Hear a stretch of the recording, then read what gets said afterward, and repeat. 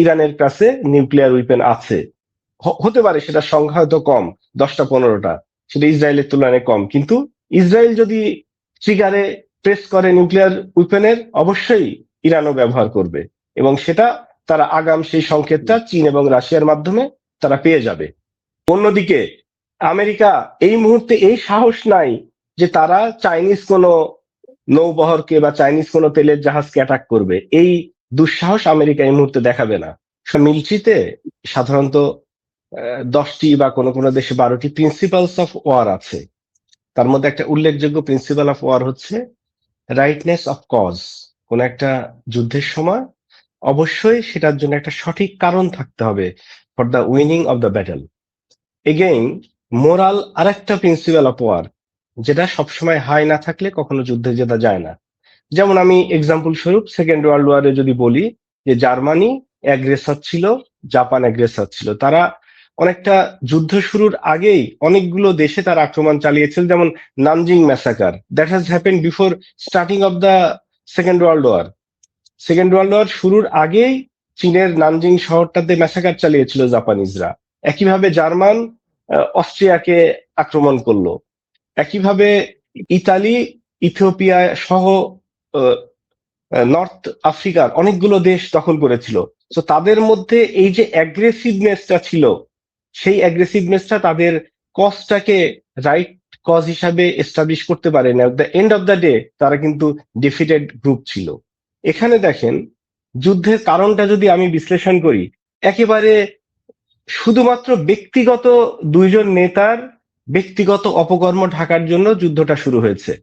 যেমন এখানে মূল চালিকা শক্তিটা হচ্ছে নেতানিয়াহু। তার নামে 3টা মামলা আছে, এবং সেগুলো খুব স্ট্রং এভিডেন্স আছে যে তার করাপশন রিলেটেড মামলাগুলো। এই মামলাগুলো গত 2020 সাল থেকে চলছে, এবং বারবার নেতানিয়াহু যুদ্ধ অথবা অন্য কোনো অজুহাতে মামলাগুলোকে এড়ানোর চেষ্টা করেছে।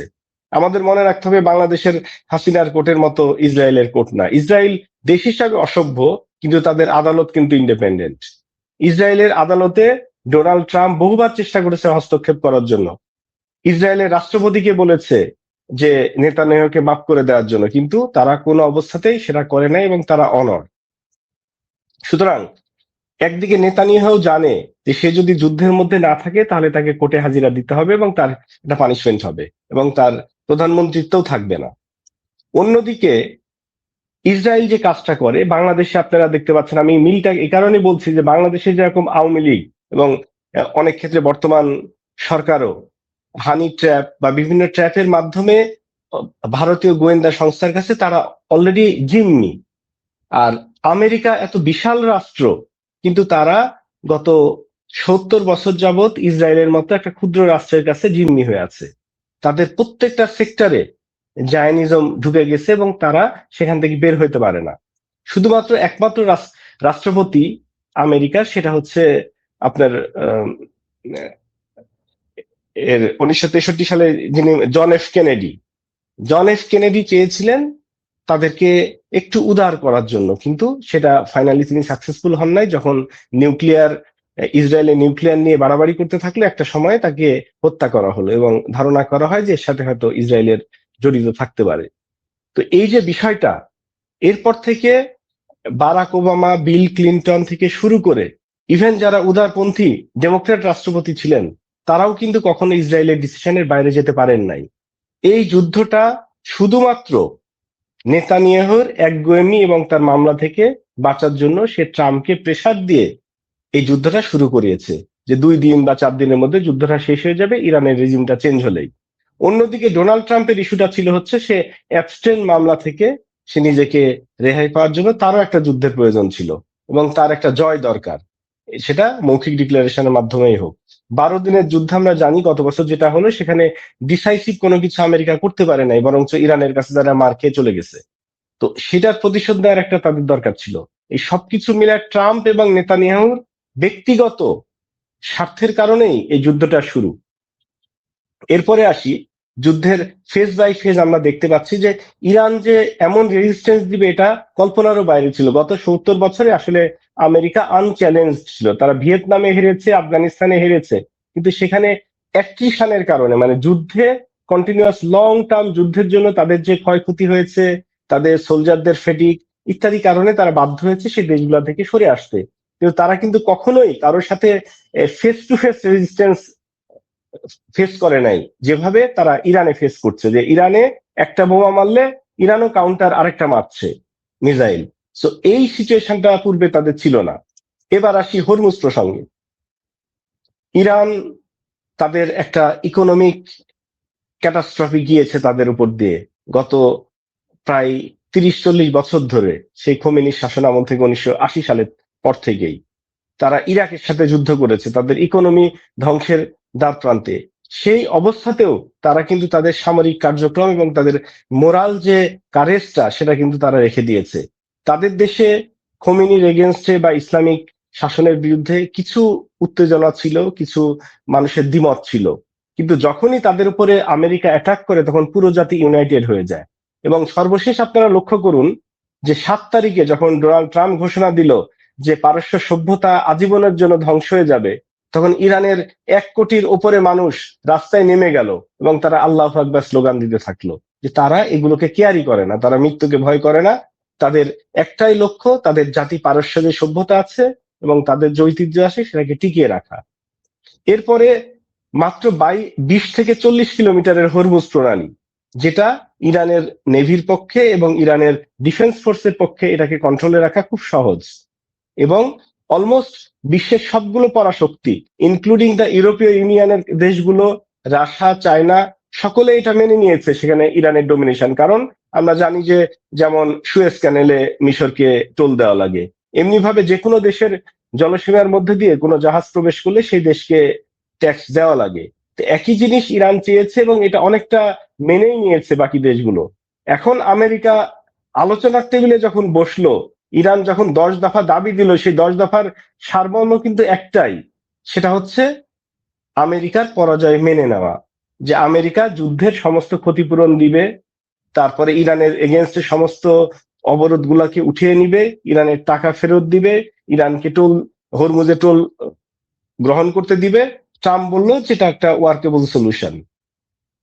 পরবর্তীতে যখন তার মেয়ের জামাই এবং তার ভাইস প্রেসিডেন্ট আসলো, আসার পরে প্রথমেই যে ঘটনাটা ঘটলো পাকিস্তানে, সেটা হচ্ছে যে ইরানের অত্যন্ত বিনয়ী স্পিকার এবং পররাষ্ট্রমন্ত্রী, যারা কূটনীতিতে অত্যন্ত দক্ষ এবং মেধাবী, যেটা মোস্তাফিজ স্যার অলরেডি উল্লেখ করেছেন, তারা প্রথমেই সহ্য করতে পারেনি, কারণ তাদের 20-30 জন নেতৃস্থানীয় ব্যক্তিবর্গকে তার হারিয়েছে প্রথম দিনের আক্রমণে। বিনা উস্কানিতে ইরানের উপরে আক্রমণ করা হয় এবং তাদের সিনিয়র সমস্ত লিডারশিপকে হত্যা করা হয়। এই সিচুয়েশনে তারা স্বাভাবিকভাবেই আবেগী ছিল এবং তারা প্রথমেই ভাইস প্রেসিডেন্টকে কোশ্চেন করে যে আপনারা আলোচনা চলাকালীন অবস্থাতে কি কারণের জন্য আমাদেরকে, আমাদের টপ লিডারদেরকে মেরে ফেললেন। এটার উত্তর তারা দিতে না পেরে বরঞ্চ তারা ক্ষিপ্ত হয়ে যায়। এরপরে 21 ঘন্টা আলোচনা চলে এবং 21 ঘন্টা পরে আমরা বিভিন্ন সংবাদ মাধ্যমে জানতে পাচ্ছি একটা মাত্র ফোন কল, যেটা নেতানিয়াহুর ফোন কল, পুরো সিচুয়েশনটাকে চেঞ্জ করে দেয় এবং তারা সে আলোচনার টেবিল থেকে সরে আসে। এইরকম একটা ক্রিটিক্যাল যুদ্ধে শুধুমাত্র 21 ঘন্টা আলোচনা ইজ নট এনাফ। এখানে অনেক দিন ধরে আলোচনার প্রয়োজন ছিল, কিন্তু সেটার পক্ষে আসলে ট্রাম্প শুধুমাত্র লোক দেখানো একটা আলোচনা করতে চেয়েছিল এবং সে তাকে বিজয়ী ঘোষণা করবে, এটাই তার টার্গেট ছিল। অন্যদিকে নেতানিয়াহু বারবারই বলছে সে নাছোড়বান্দা, কারণ নেতানিয়াহুর অলরেডি ইসরায়েলি কোর্ট বলেছে যে আগামী রবিবার থেকে নেতানিয়াহুর বিরুদ্ধে শুনানি শুরু হবে এবং তার কারাদণ্ড হতে পারে।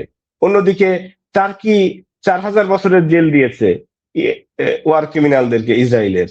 অন্যদিকে আপনি দেখেন গতকালকের ইলেকশনে অস্ট্রিয়াতে ট্রাম্পের মনোনীত প্রার্থী বিজয় লাভ করতে পারেনি, সুতরাং ওইখান থেকে ইউরোপিয়ান ইউনিয়ন থেকেও ফেস্ট তাদের জন্য অবধারিত। এবার আসি ব্লকেডের পরিণতি। আমেরিকা প্রথমত পারস্য উপসাগরে এসে আমেরিকা নেভাল ব্লকেট দিতে পারবে না, কোনো অবস্থাতে এটা সম্ভব না। নেভাল ব্লকেট দেওয়ার অন্যতম শর্ত হচ্ছে সেটা তার রিচের মধ্যে থাকতে হবে। আমেরিকান কোন নৌবেস ইরানের আশেপাশে নেই, গালফে যেগুলো ছিল সবগুলোকে ইরান ফ্লিট গুলোকে মিসাইল মেরে তাড়িয়ে দিয়েছে। ওদের 5th fleet, Eisenhower, George W Bush সবগুলো ক্ষতিগ্রস্ত হয়ে এখান থেকে অনেক দূরে চলে গিয়েছে পারস্য উপসাগর থেকে।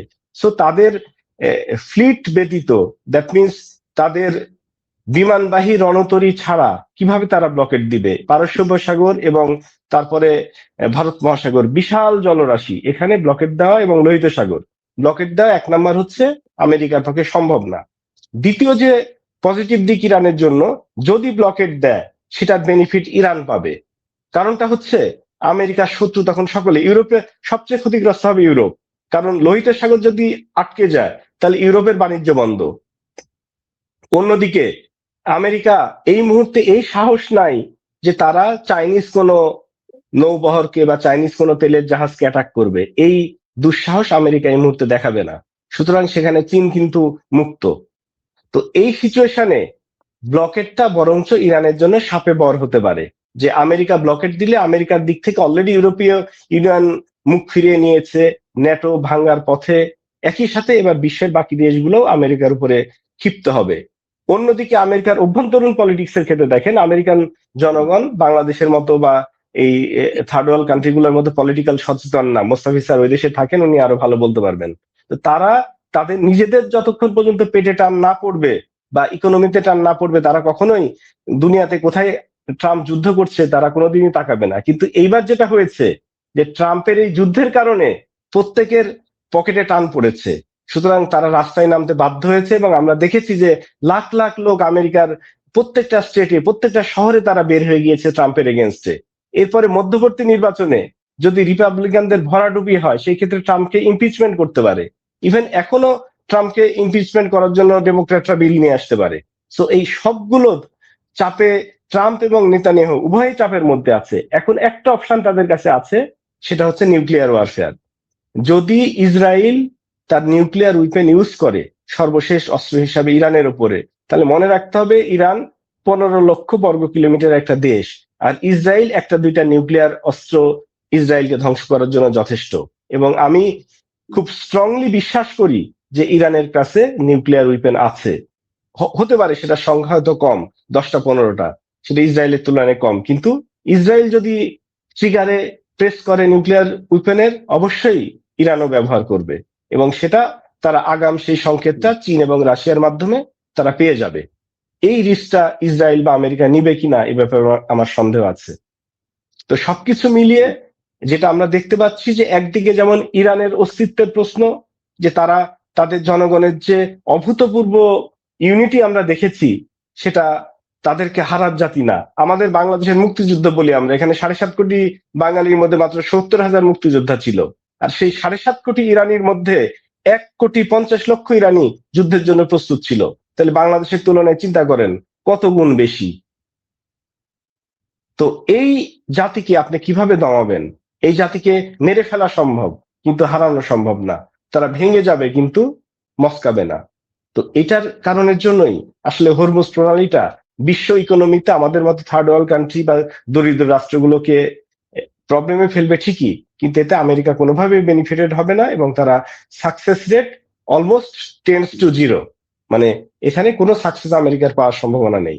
তবে ডোনাল্ড ট্রাম্প এই ধরনের প্রত্যেকদিন, এবং আরেকটা অবিশ্বাস্য জিনিস হচ্ছে যে আমেরিকার মতো একটা দেশের রাষ্ট্রপতি কখনোই মিথ্যুক ছিল না। আমরা মনে করতাম যে শেখ হাসিনাই মনে হয় ওয়ার্ল্ডের মধ্যে মিথ্যাতে একমাত্র নোবেল পুরস্কার প্রাপ্ত, কিন্তু এখন যদি শেখ হাসিনা এবং ডোনাল্ড ট্রাম্পের কম্পেয়ার করা যায়, আমার মনে হয় ডোনাল্ড ট্রাম্প শেখ হাসিনাকেও হারিয়ে ফেলেছে মিথ্যার দিক দিয়ে। সুতরাং সেই ক্ষেত্রে আমেরিকার মতো একটা রাষ্ট্রে এরকম একটা রাষ্ট্রপতি আসবে, এটা অভূতপূর্ব একটা ঘটনা, যেটা অবিশ্বাস্য।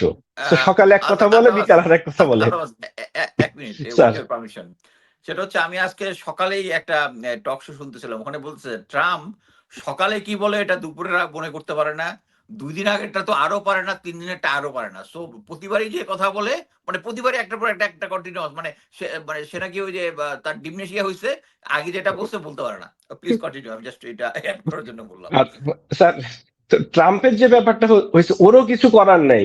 ট্রাম্পের ডিমনেশিয়াই শুধু না, সে মেন্টালি এখন সিক হয়ে গেছে, কারণ একদিকে তার ওয়াইফ মেলানিয়া ট্রাম্প অ্যাবস্টেন্ট কেসে ধরা খেয়ে গেছে, ট্রাম্প নিজে ধরা, অন্যদিকে নেতানিয়াহু মামলা তার সামনে ঝুলতেছে। সুতরাং তাদের একটাই উপায় যে যুদ্ধ যতদিন কন্টিনিউ হবে ততদিন পর্যন্ত তাদের ক্ষমতা আছে, এবং যুদ্ধে একটা বিজয় দিয়ে যদি সে হাই নোটে শেষ করতে পারে কোনো রকমে, তাহলে বলবে যে আমরা বিজয়ী হয়েছি, এবং সেই ক্ষেত্রে জনগণের ক্ষোভটা ট্রাম্পের উপরে হয়তো কম থাকবে।